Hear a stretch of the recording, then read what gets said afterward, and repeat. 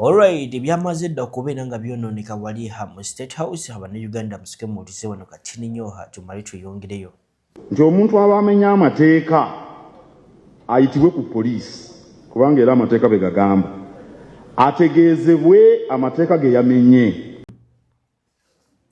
Alright, wetwogirira saawa zino eno omukulu amanyikiddwa nga Charles Peter Mayiga ebibye si birungi nkugambye obunkenke bwaleese oba bwatadde wali ku State House ya President Yoweri Kaguta Museveni kugambye kabaka abaddewo ng'awuliriza Prime Minister w'obosobola omuyita Katikkiro mu Buganda oba mu Luganda ng'ayisaamu eggaali omukulu Hajji Muhoozi wamu ne taata we President Yoweri Kaguta Museveni ku nsonga ezigenda maaso ezaki eza human rights violations. Ndabyeko n'aba South Africa Bannayuganda badde babeera South Africa babatutte kyankwazi naye nice ente za Bannayuganda. Oh my God.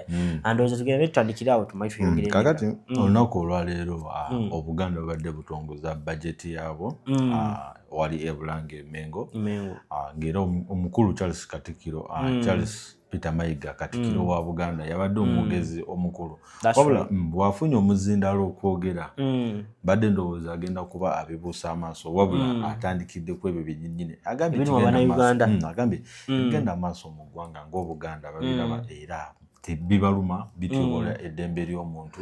Lwaki tebasobola kuvaayo ne bakikondemminga publicly? Do they fear also to be abducted by the general? Omukulu ojjukira omukulu yabagambyeko yabawoninga lwakuba yamala n'avaayo n'agamba it's fake news wabula tetusobola kubanga fake news nga it is on his Twitter handle kwatera teeka posts ze. Charles Peter Mayiga bw'abadde agambye mbu omuntu bw'aba nga mwezi wa musango kyetaaga ne bamukwata budde bwa misana oba ne bamuwandiikira ne bamugamba nti tukwetaaga ku poliisi bino byokuwamba kyogamba tebikirizibwa anti yagambye bw'ati nti ekyokuwamba abantu n'omutwala mu basement si birungi kubanga olusi basement muli waliwo fridge si kiriyo basement waliwo akafaanana akatambula ate kati omukulu mbe yagambye waliwo empya gye bazimba bali mu ku-upgradinga ate era omukulu Charles Peter Mayiga agambye nti si birungi naddala kati okukwata abantu ab'ekitiibwa nga okukwata Dr. Kizza Besigye okukwata Elias Lukwago n'omuyisaamu amaaso n'olagira ddala nti ebitiibwa byakoledde ebbanga lyakoledde nti omukkakanya n'omussiza ddala wansi era lwaki tebakwata Right Honorable Speaker kati byebyo kubanga bonna be bamu they hold the same profile almost just okuba nti oli speaker ono yaliko presidential candidate ate yaliko good Dr. Omukulu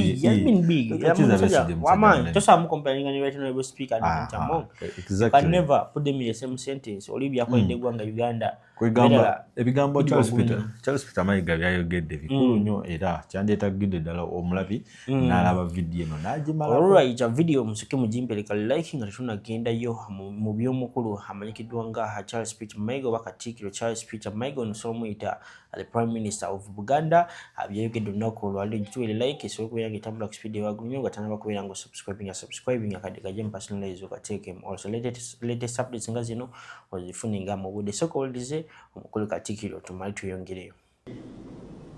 Bw'aba waakukwatibwa akwatibwe misana aleme buwambibwa akwatibwe misana abamukutte beeyanjule. Nze Kopolo Opio nze Kopolo Tumuhimbise era endagamuntu yange yeeno nkukutte kubanga wabbye enkoko eyamuliraanwa atwalibwe mu kifo ekikkirizibwa mu mateeka.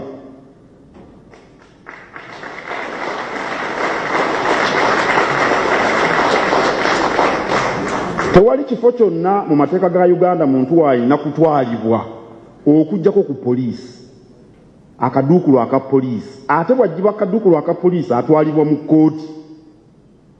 Amateeka be gagamba okuggyako bano nga bagakyusizza naye tebannaba. Abakwatibwa baleme kutulugunyizibwa. Omuganda agamba bw'omegga toluma ate oba oli omukutte kati ate bw'oba omala omukwata ate okuba wakyempi oba omusambira ki? era abakwatibwa baleme kuswazibwa. Lwaki omuntu ng'akwatiddwa aggyibwamu engoye oba omutigaatiga oba omukozesa ebitasaana? Waliwo bwe twali ekitove eyo bwe muba abapya nga omwana ateekako waliyo omusajja yasomanga ebirango ku leediyo Uganda, amawulire nga gawedde ne bateekako ebirango oli mupya ne bagamba zina amazina. Simanyi oba mwe abaasomera ennamiryango mwabiyitamu ne bagamba zina amazina nziniraamu ng'ate ebirango gundi ow'ekyaddondo yafudde lelele zina amazina. Ebyo mu baana abato ne mu masomero tebikyaliyo, naye kale oyinza okugamba tebiina nnyo bulabe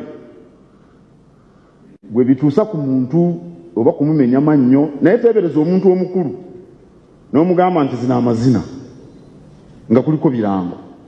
Musajja Semaka oba kola dduyiro w'obuwaze. Olaba wano nkola dduyiro buli lunaku, okutwala abantu okukola dduyiro lutalo, naye ate ow'obuwaze. Ebintu ebyo bijja tuleetera akabasa, ndowooza nti bikulu. Atannasalirwa musango ate omukwata atwalibwe mu kkooti ssaawa 48. Mu nkola entuufu poliisi erina okusooka n'enoonyereza nti wabbye enkoko, ne bajja ne babuuza bali ne bakuŋŋaanya obujulizi. Bagenda okukwata yabbye enkoko ng'obujulizi babufunye mu ssaawa 48 ne bakutwala mu kkooti. Atannasalibwa musango era taba nagwo,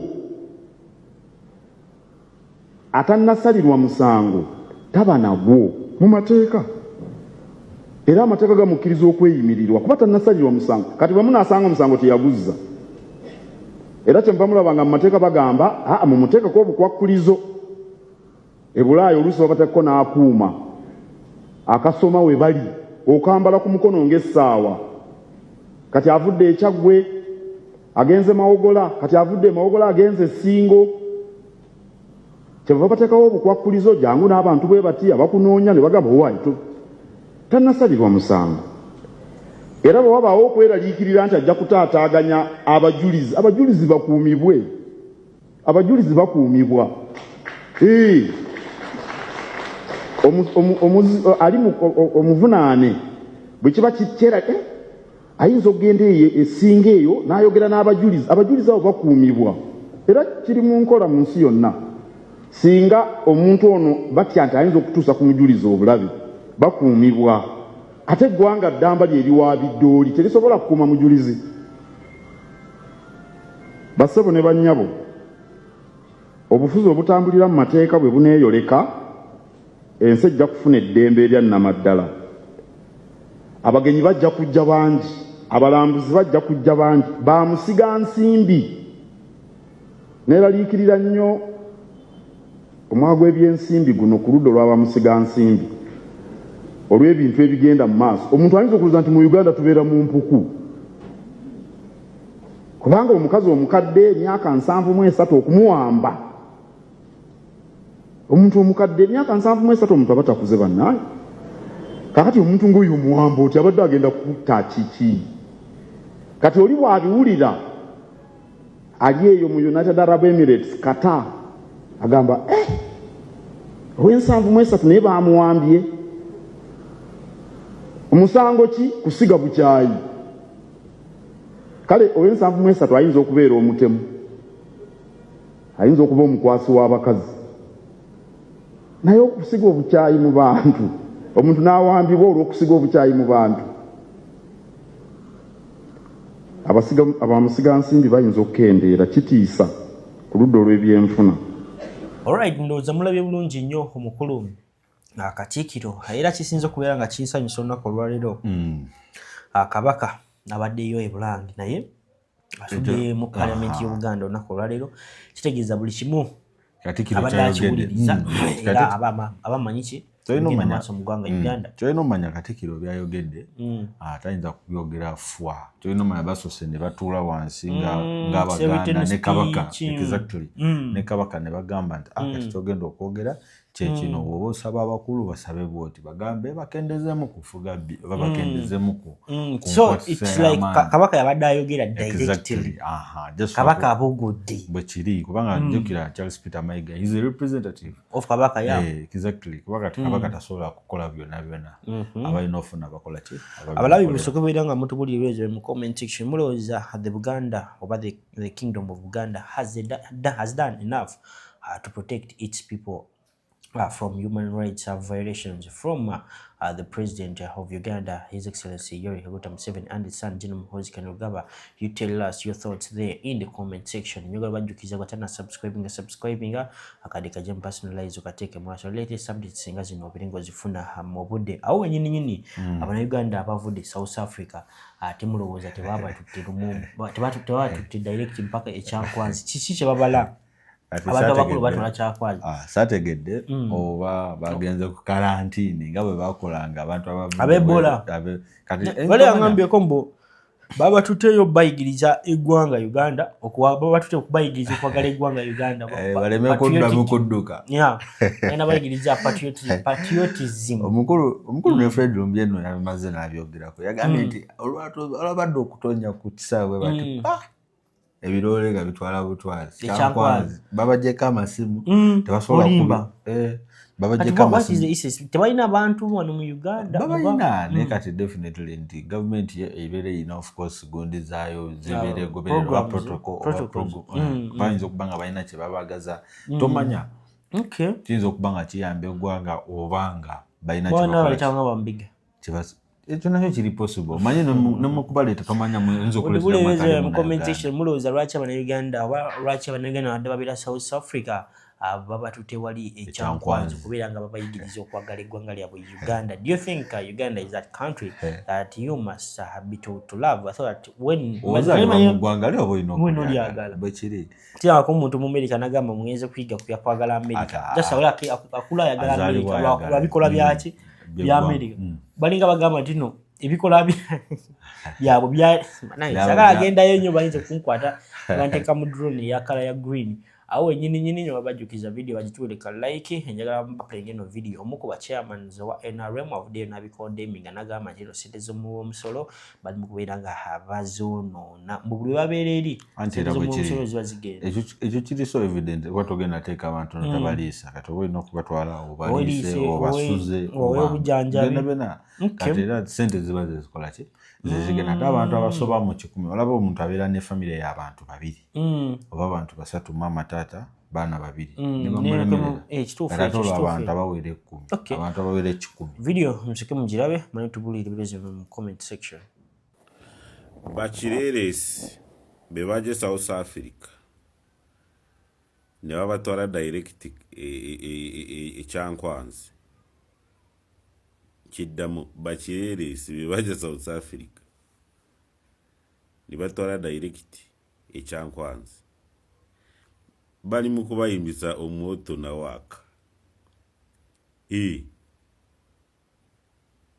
singa timwali Bachireresi South Africa wandituuse ku kisaawe Entebbe n'okubira beewamwe ne bakunona oyinza gamba byange iyo video wansi omwoto na waka guli waka Soweto ne Uganda yulira mama omwoto yimba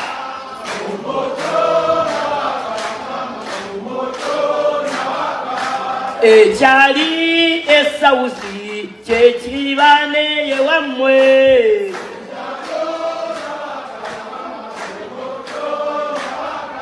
toguli waka Soweto omwoto guli waka Soweto omwoto guli waka Pretoria omwoto guli waka Jobaga omoto na waka mama Omoto na waka. Omoto chimanyi. Muliro. Katinga bwe bwayase e Soweto, Joburg, Cape Town. Bwe waka ne wano Uganda. Tobiwulidde. Kati nze nkisitiikingirako ngamba bamenye b'amateeka. Wabeera wakubira wa family wa mugambe ndi kyankwaza njandabe. Kati okusootinga kuli awo batya wavene Uganda uwa mukono kubirayo wa family yo gwatayina wa family bafa kati bwatuke South Africa no simu kaba family bona ne bavao Katrina na warara kijja tubonga nawe Checho Sevo president wango murungi Yoweri Kaguta Museveni neje no murungi Muhoozi Kainerugaba muri bagezi abo baburabe nnyo nakusinga ku kyolowooza abo babambane government kubanga batomanyi who is who. South Africa waberanga yo kwekarakasa abo basangoma kubanga mugamba ba South Africa tibagara kukora naye bimukoleramu kati byo mbadde mubaguza owezi basasuza bazijjawa bwe batibagara kukora kitegeeza bagagga mbadde mu bubbi bwa Gorodi masanga ga njovu na kukukusa bantu yegwe yave Uganda notambula kutaka notali nyenyonyi nolinya zibasi huyo Tanzania huyo Zambia gundi Mozambique huyo Zanzibar huyo Malawi paka South Africa oba mwangu